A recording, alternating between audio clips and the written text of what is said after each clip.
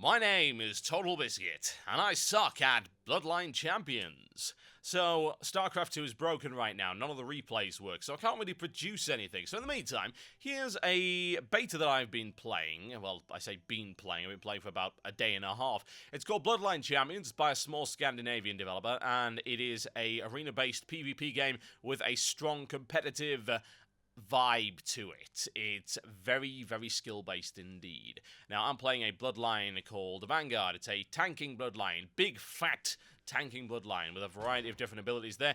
Each of the bloodlines have 6 abilities plus an ultimate, and you've got 2 preset items, which are a heal over time and a resurrection charm that you can use as well. Now, the setup we have here is 1 tank and 2 melee DPS. It's not particularly good, considering they've got a tank, a healer, and a ranged DPS, so this is not going to end well. I took this video yesterday after playing the game for about 2 hours, so I'm not exactly too good.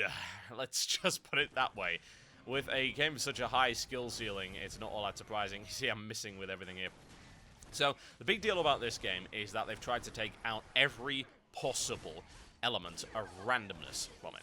Yeah? They want it to make it as skillful as possible. You've got games like Dota, the WoW PvP arenas, as well as League of Legends and things like that. They've got all these random factors to them. Whereas Bloodline Champions doesn't have any of that. Each ability does a preset amount of damage, it's got a preset range, it has a preset effect. So if you get hit by an ability, you know exactly how much damage it's going to do, how long it's going to stun you, or blind you, or whatever the hell it does.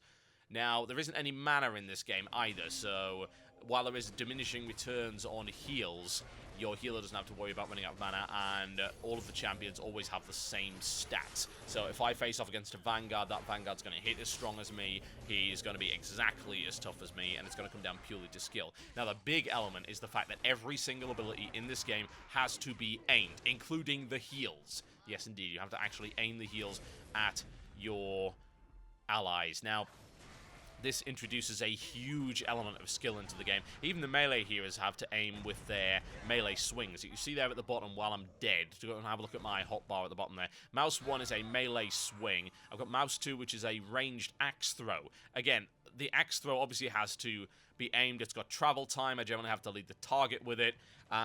If you play, say, Diablo, then you know how the melee system works. You just sort of hack away at them. But even then, movement becomes a factor, because if you get behind them, you do an extra 20% damage. I've got stuff like Taunt on Q and Shield Bash on E, and that was my leap ability right there, which I didn't really do so well with. If I actually land that on an opponent, then it will do a little mini stun. There you go, see, like that. And then I can lay into him. I hit him with a shield bash there, which is a weaken effect. And I have a number of other things that I can do as well. But every single one of them, even the taunt, I have to actually aim. That's actually a conal effect right there.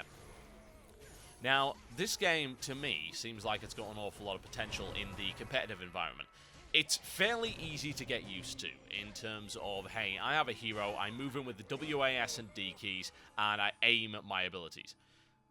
Now, that's easy enough, and since all of the abilities are always on the same hotkeys, you can transition fairly easily from hero to hero. But the way that they actually play is completely diverse. I mean, I've got my Vanguard there, he's got a bunch of different abilities. He's got a guy there called a Ranid Assassin, who is an extremely lightweight, not particularly heavily armored guy, and he's got those poison blow darts and a huge amount of mobility. So there's a lot of different things that you can do with this. The fact that it comes down to team composition, kind of like WoW arenas, yet all of the randomness and the inherent imbalance in the equipment system has been removed, makes it, to me, a very exciting concept for competitive gaming. The skill ceiling to this game is absolutely bloody enormous. Potentially, you could have exactly the same team and get wiped out 4-1 every, or indeed 4-0 every single time without fail. And the sole reason for that is, well, the other guys are a lot better than you are, and RNG doesn't become a factor. They will win every single time simply because they are better. And to me, that seems like the very epitome of what a competitive, hardcore, esports-oriented game actually should be. Now, as long as they get the balance right on this, I mean, right now they've got 16 Bloodlines, and I believe they're planning for 24 for launch. And this is going to be published by Funcom, so it's not just going to be some little indie release. It's going to have plenty of support and backup. It seems to me if they can get the balance right on those heroes, then this will be an extremely enjoyable game for an awful lot of people. Now, they do have a matchmaking system, and they do have a grading system as well, so when the game actually launches, you shouldn't end up going up against guys who will absolutely stomp a mud hole in you.